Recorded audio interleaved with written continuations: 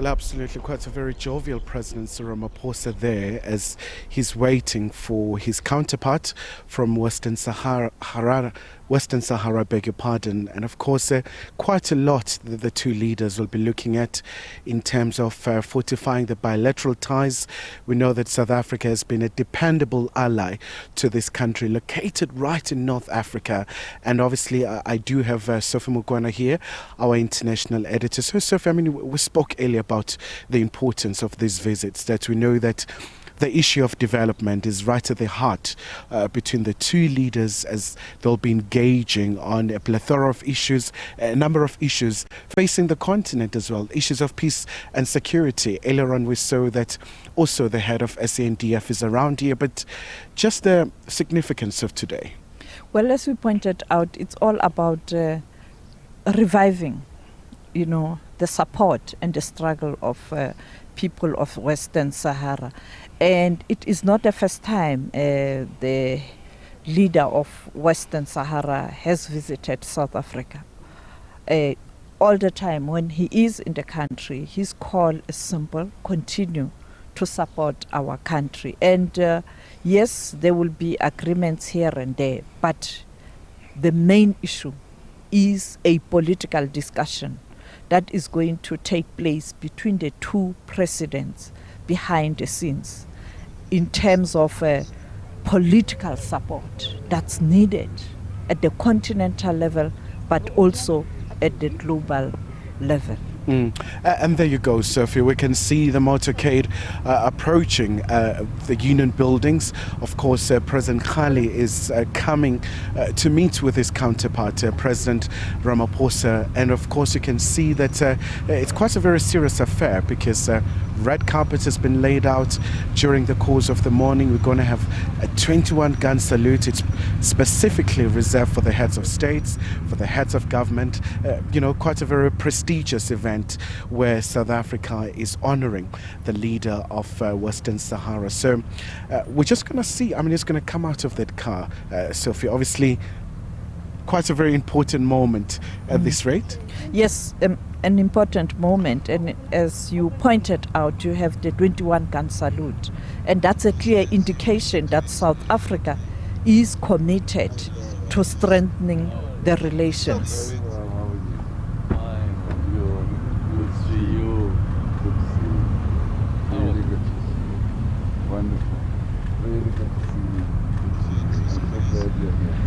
And of course, you have the Air Force Band that is going to sing both national anthems, the Western Sahara national anthem and the South African national anthem. And you can see that it is a serious affair.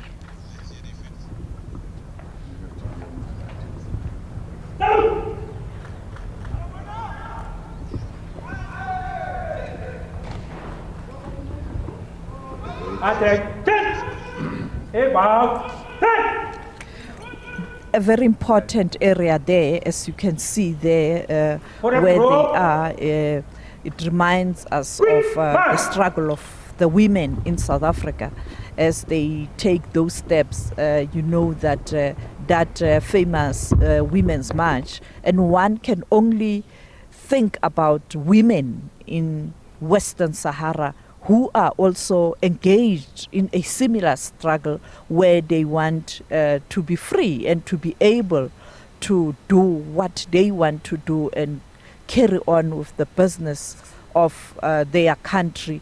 But for them, movement is still a problem. Very much so, Sophie, especially because we know that within the AU you do have those member states who are sympathizing with the cause. And we know with South Africa, through the African Renaissance Fund, we've been such a very dependable ally in terms of the provision of humanitarian aid. They also do have a refugee crisis.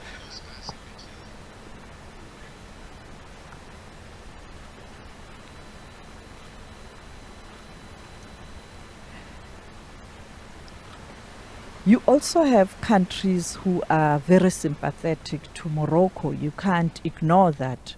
That is why it is still a problem to really get a strong united support for Western Sahara. And we saw recently when the president of Kenya, William Ruto, was inaugurated, they issued information on his official Twitter account where there was an announcement that they will not recognize Western Sahara, but they were quick to correct that because that will be a violation of the African Union resolution, and therefore you still have those challenges on the continent.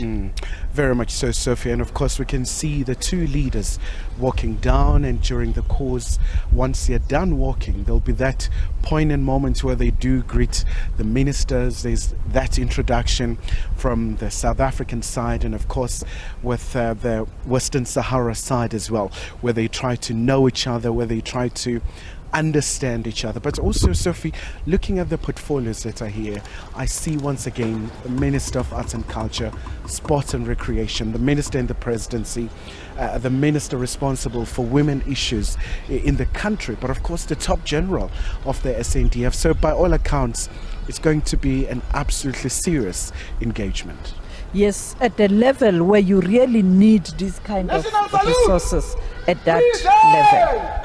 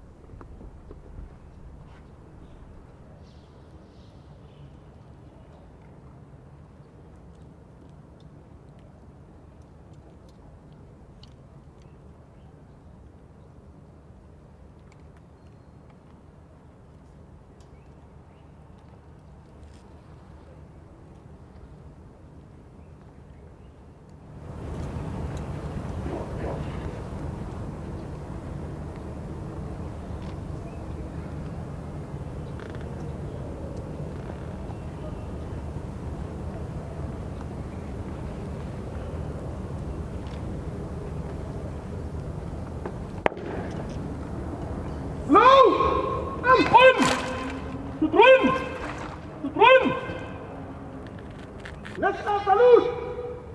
Present! And one! To run! To run!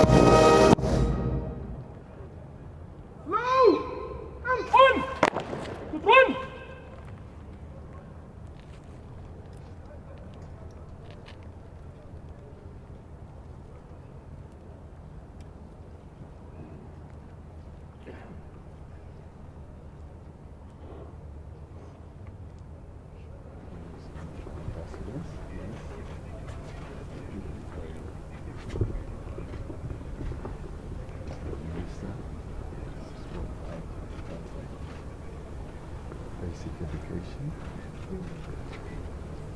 women, youth and children, disability, social welfare minister. He's been going around with her. Minister in the presidency.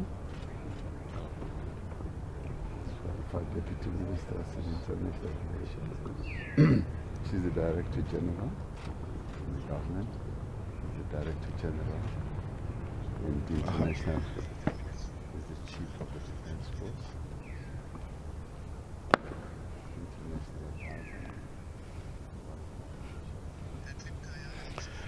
Well, of course, that's the South African delegation. Quite a very strong delegation, Sophie, in terms of key priority areas, in terms of South Africa's development and many other aspects. But of course, now it's the turn of President Ghali to show South Africa who is here with him. And we do know that a lot of areas of cooperation. So far, South Africa does a full memorandum of understanding in so many areas around development, around humanitarian aid, and of course other issues, really just to uplift this country that is facing quite a number of challenges, Sophie. I think my only concern is that I don't see anyone from South Africa's side who represent the economic cluster. And you know that at these challenging times, a country like this one definitely needs help in terms of economic recovery, as we know that countries have been affected by COVID-19 and now the war in Ukraine. Yes, I see a powerful representative or a delegation on social issues like education, social development, but I don't see economic cluster, at least with military. You spoke about the chief of the South African Defence Force, and therefore the issues of security high on the agenda. Very much so, Sophie. And of course, this brings to an end the welcome ceremony. So now it's the time for the two leaders to have those private talks. And of course, during the course of the morning, then there'll be an opportunity where they'll be engaging us as the media. And we do know that in the country, there's quite a number of pertinent issues that the president is facing.